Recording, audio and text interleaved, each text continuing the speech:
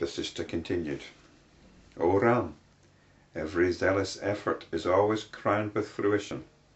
Hence, do not abandon right effort. Right effort is actually one of the components of the Buddha's Eightfold Path. It relates to what I would describe as mental training, whereby you encourage wholesome tendencies in your mind and you discourage unwholesome ones. And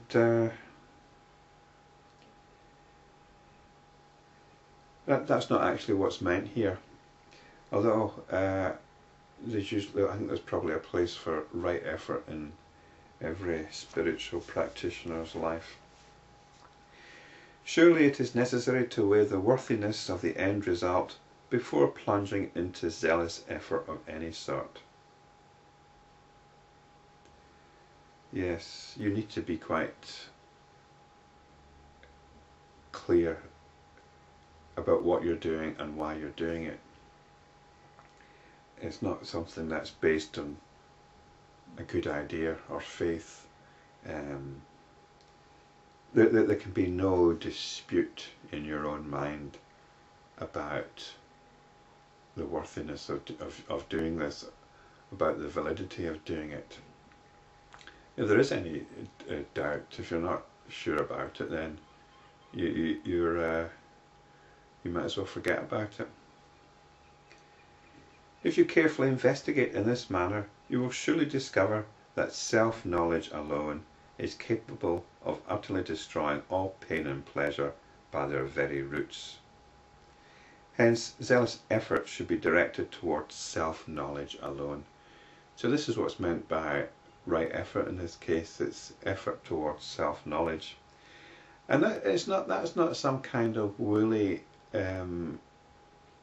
introspection, psychological introspection. It is about directing yourself to the self, directing the self to the self, directing the attention to the self, directing the attention to itself. And we've got this thing about destroying all pain and pleasure by their very roots. Now, we've come across this thing about pain before, about how the liberated being goes beyond pain. Here it is put in the context of destroying all pain and pleasure. Now, pain and pleasure are the consequences of craving.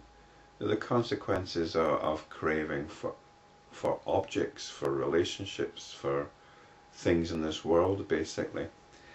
And so we're talking here about psychological and emotional pain and pleasure. The pain and pleasure that we get from pursuing our cravings. That's samsara, that's the ups and downs, the comings and goings of samsara. So here we have it. Pain really is the psychological pain of not getting what we want. Pleasure is when we get what we want, and pain is when we don't get what we want. So we transcend that by turning the attention on itself, turning awareness on itself. And this is summed up in the last sentence of this paragraph. Get rid of all notions of objectivity created by the pleasure-seeking desire within you. Is there any happiness which is untainted by unhappiness? All happiness is limited, is temporary, and it will come to an end, causing unhappiness or some kind of sorrow. Get rid of all notions of objectivity created by the pleasure-seeking desire within you. Objectivity, in this term, is usually regarded as something good. You know, it's good to be objective, but that's not what's meant by it here. Objectivity is the tendency to create objects, to create notions of objects. There's a whole field of experiencing going on, and in response to that there is something called the cognitive process, which parcels that up into I and this and then building relationships between I and this. I want this, I want to avoid that, I want to be with you, you stay away. And this is the objectivity which leads to, which is fueled by the pleasure-seeking desire within us. Both the absence of restraint and the practice of restraint are indeed one in the absolute Brahman, and there is no real division between them. Yet the practice of restraint bestows great joy and auspiciousness upon you. Hence resort to self-restraint and give up the ego sense. Well, this is a rather strange passage. I think it seems to be trying to avoid some kind of duality here, and that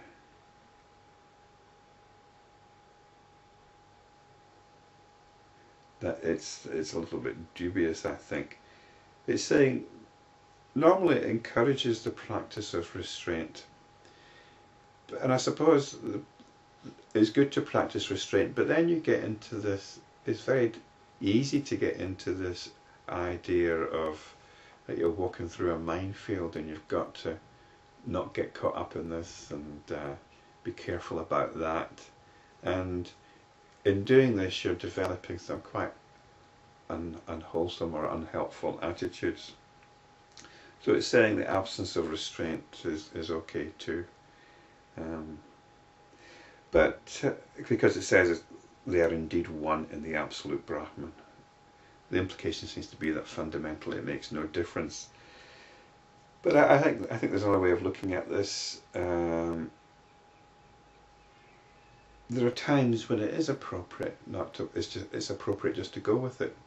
If you're engaging with the world, you're engaging in daily activities, you go with it. It's like talking about the sunrise and the sunset and the sun moving across the sky. Science tells us that this is not so. Our experience is wrong here. It's the sun does not go round the earth goes round the sun. And we all accept that. We all accept that as a scientific teaching, and we know that that is more true than our experience of the earth going round the sun going round the earth. But we talk in terms of the sun going round the earth.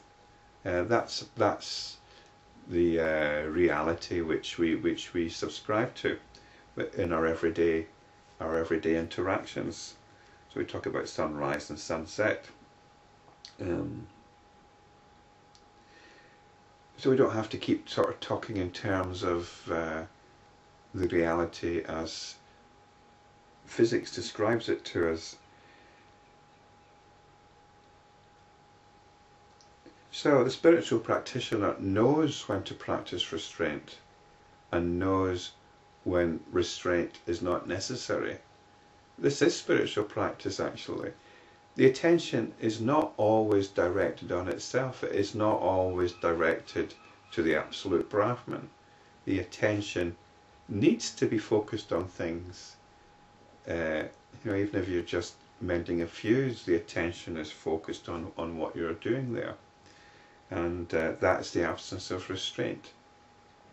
So, but when that task is finished and there is no objective need for the attention to be elsewhere, then it can come back to itself, and that's when you're practicing restraint. So it says, great joy and auspiciousness arise from the practice of restraint. It's hardly an adequate reason for doing it. Yoga Vasistha seems to be selling it a bit here.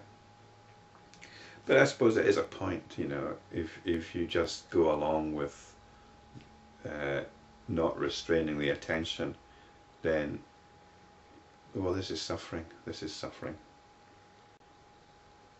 Hence resort to self-restraint and give up ego sense.